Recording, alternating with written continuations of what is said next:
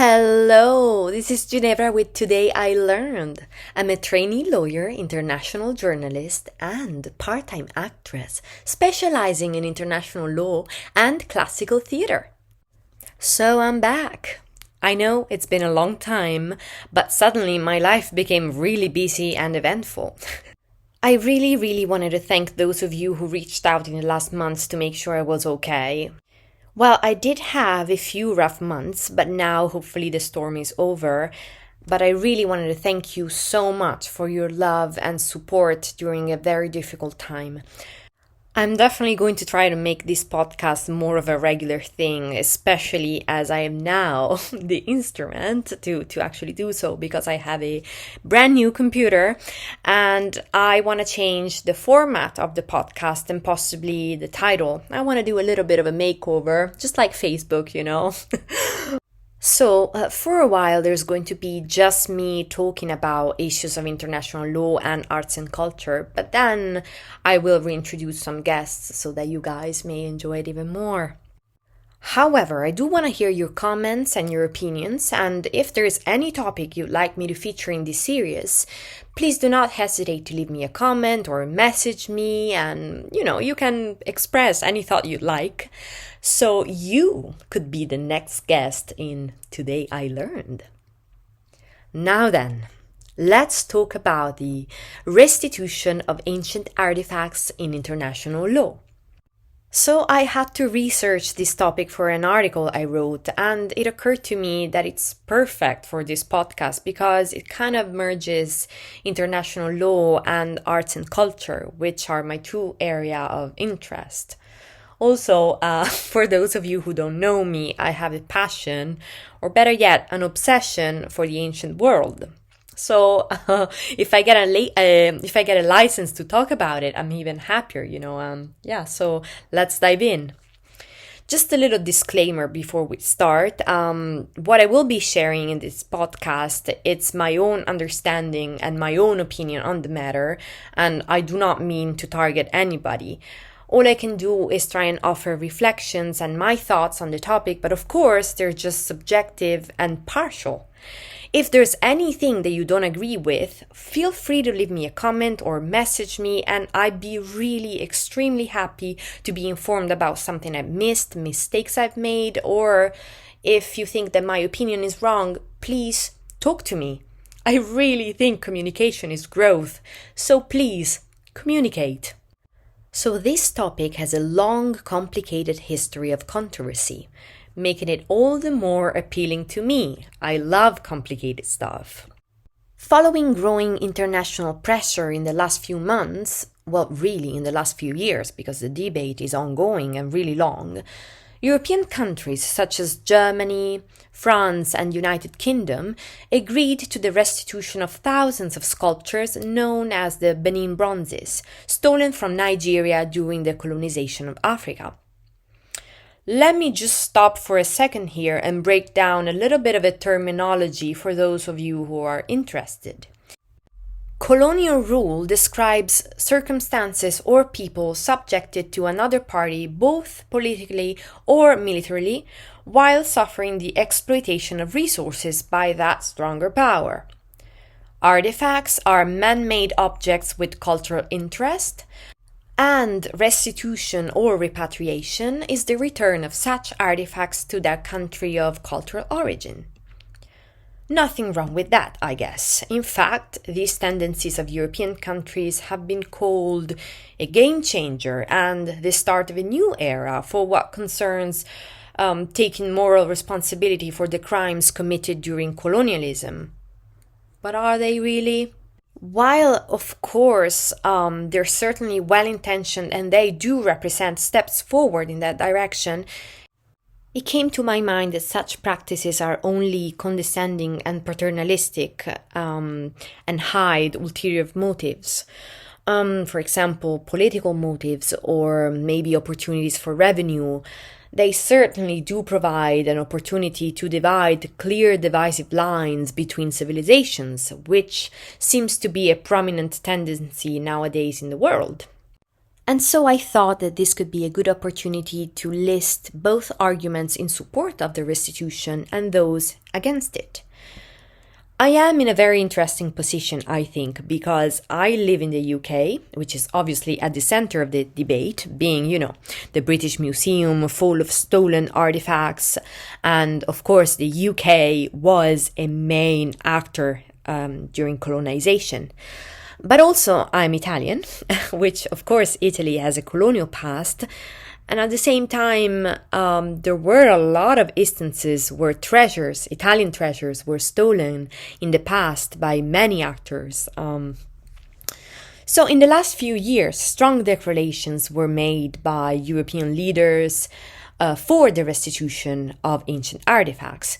As an example, Macron, he in 2017, I believe, he declared that he really wanted in the following 5 years, the majority of these objects held in French museums to be returned to former African French colonies.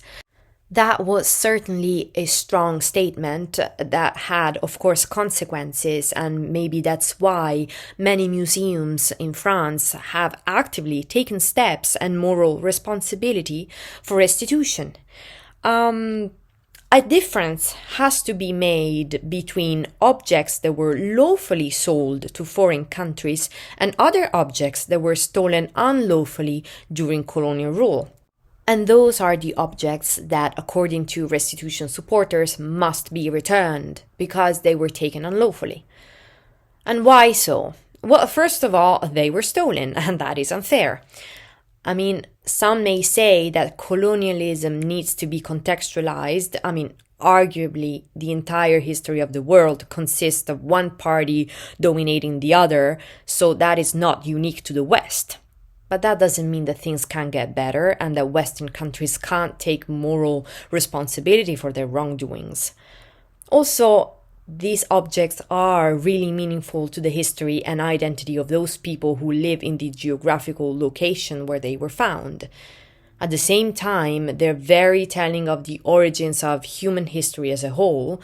Nonetheless, they may very well be valued more in the context in which they were originally created. Now, what is the problem with that? Well, a lot of problems. I mean, why don't I like simple things, right? Anyways, if it is established that these countries are not the lawful owners of these pieces that they have stolen, why would it not be lawful to give them back? It is not very simple. And I'd like to state here some of the arguments against repatriation, why it is largely not considered appropriate, and then express my own opinion about it if you're interested to hear. From a legal standpoint, the international community repeatedly recognized the morality of repatriation, for example, in the 1917 UNESCO Convention and the 1995 UNIDROIT Convention. But the principles and recommendations of these conventions were not implemented uniformly by states, leading to legal uncertainties and delays. So very often it is really hard for states to legislate on these matters, and when there is indeed a legislation, it is often unclear, and these rules often reflect a single state's subjective notions of what is worth of protection and what is not. And these different notions, more often than not, clash. Also, international instruments have not yet defined unlawful conducts. As an example, it is really hard to determine under international cultural property law whether nations that possess the adequate means to preserve stolen artifacts should be indeed able to claim them back. And now I'm gonna get a little bit legalistic here so you understand my little legalistic mind at the moment. I'm trying to, learn how to be that a little more. Bear with me, okay?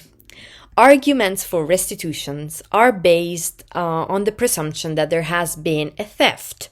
In practice, however, there are many doubts on what really constitutes a theft, and also doubts on the nature and status of these objects and how they should actually be returned. And if these things are not defined in the legal system, then the restitution ends up being a demagogic political argument. Anyways, aside from legal considerations, the relations between Western countries and their former colonies are often defined by politics rather than morality. So I guess it's normal that political talks and political motives come way before the law. The law always comes late, that as a general rule of thumb.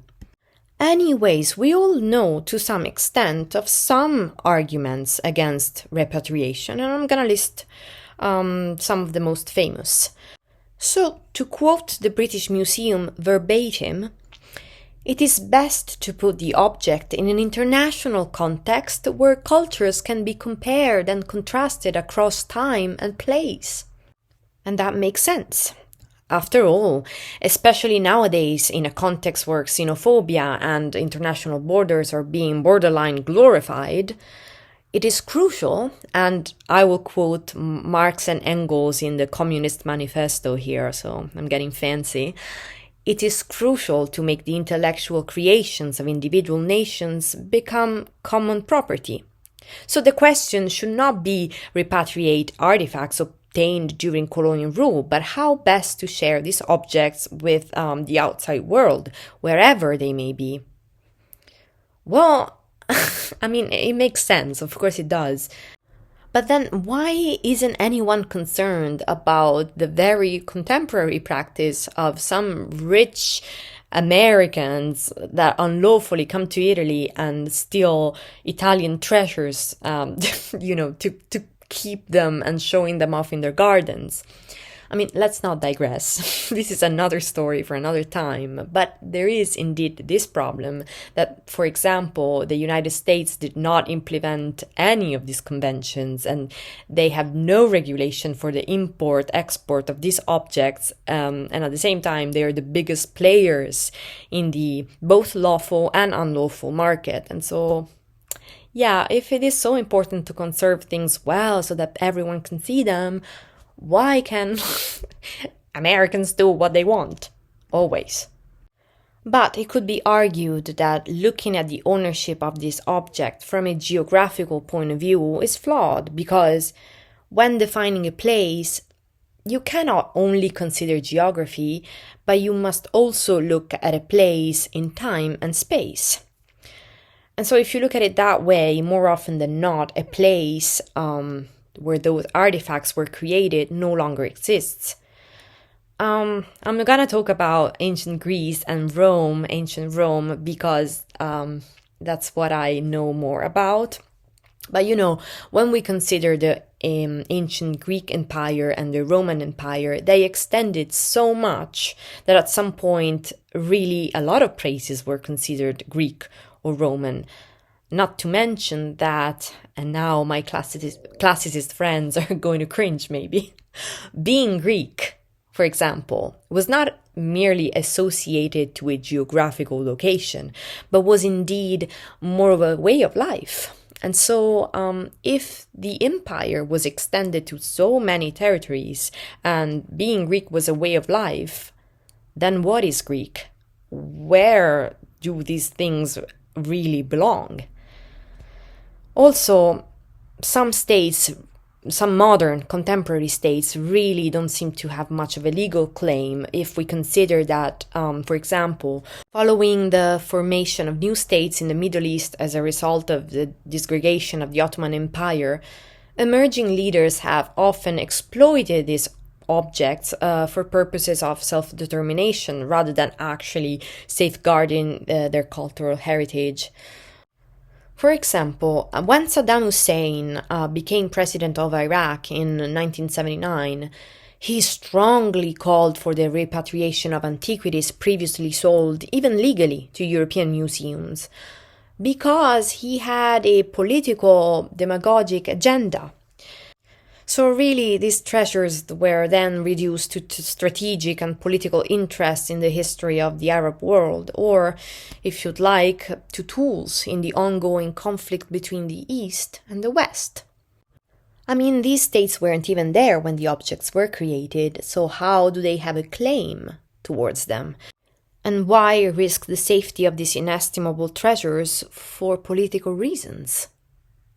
However, in my opinion, many of these arguments against repatriation feed into paternalistic colonial views.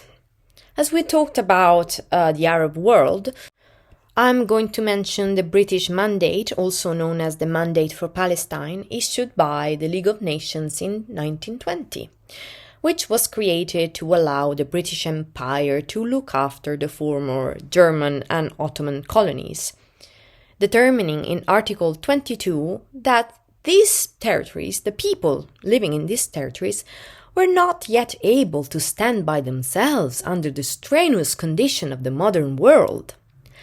Essentially, colonialism was then justified with civilization ideas.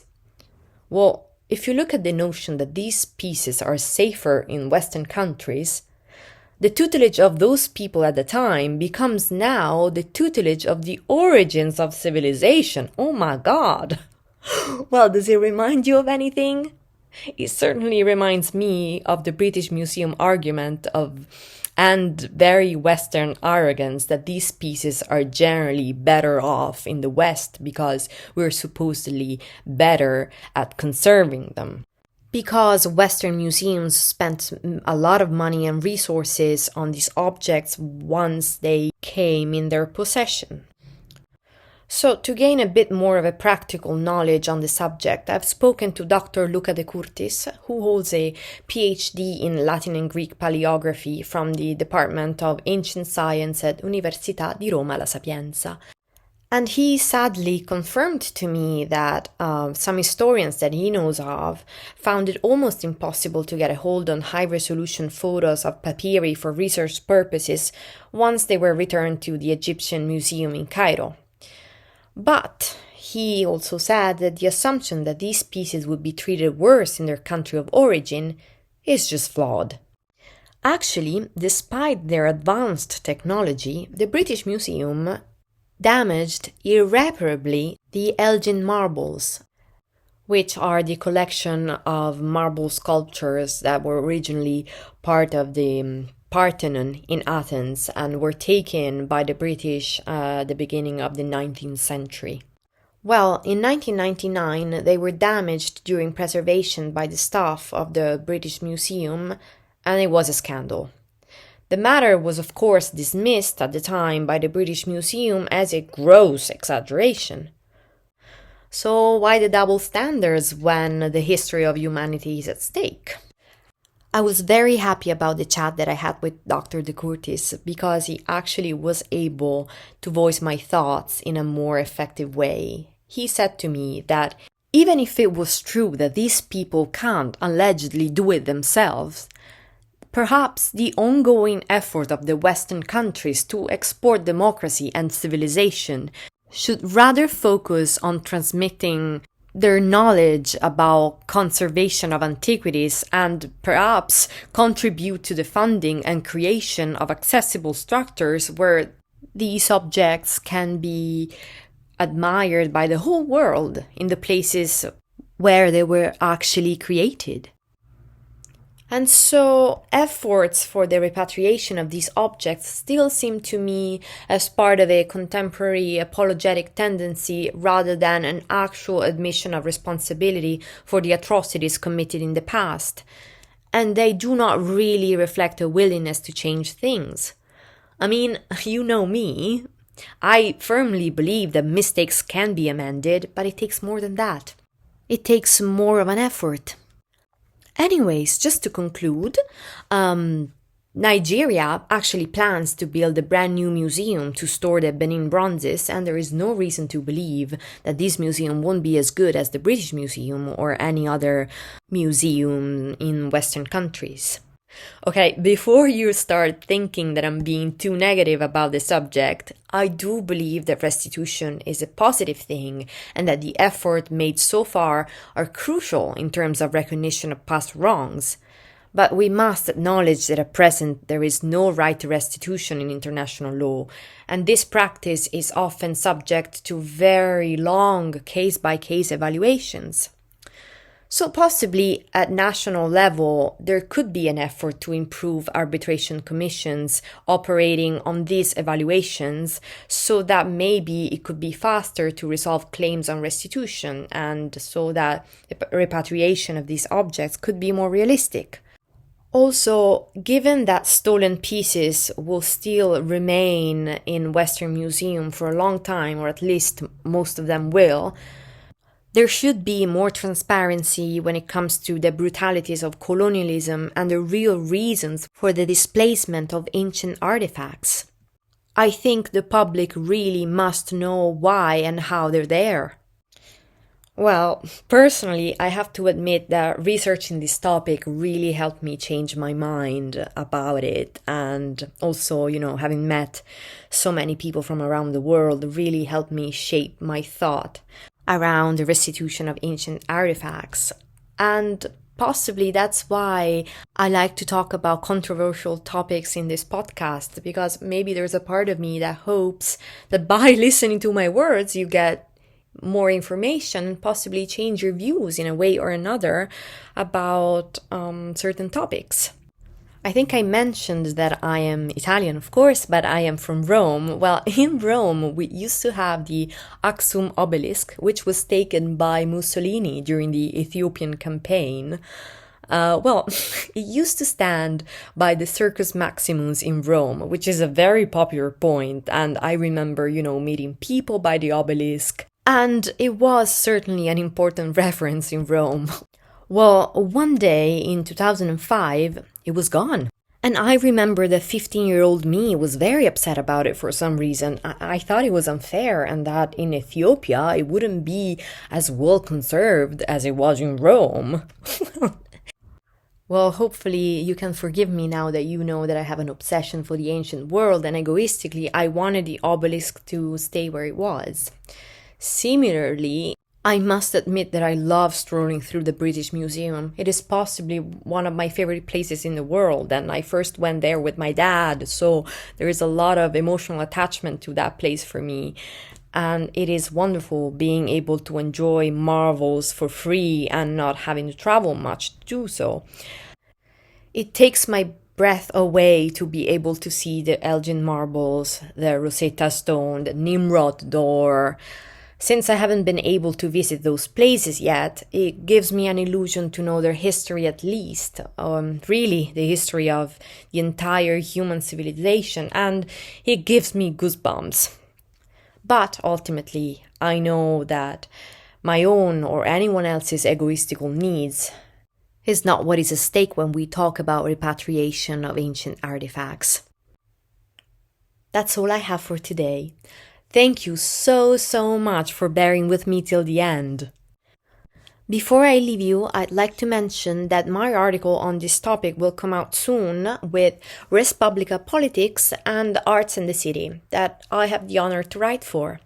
If you still don't know them, I'm going to tag them in the description of this post so that you can check them out and also check a little more of my work if you like this episode. But also, please keep supporting Today I Learned by following me and leaving a comment. Also, if you'd like, send me a message and let me know what you thought about this episode and if there is any topic that you'd like me featuring on this podcast or any person that you'd like me to interview. Be a part of this with me, guys! Thank you so much. Ciao for now!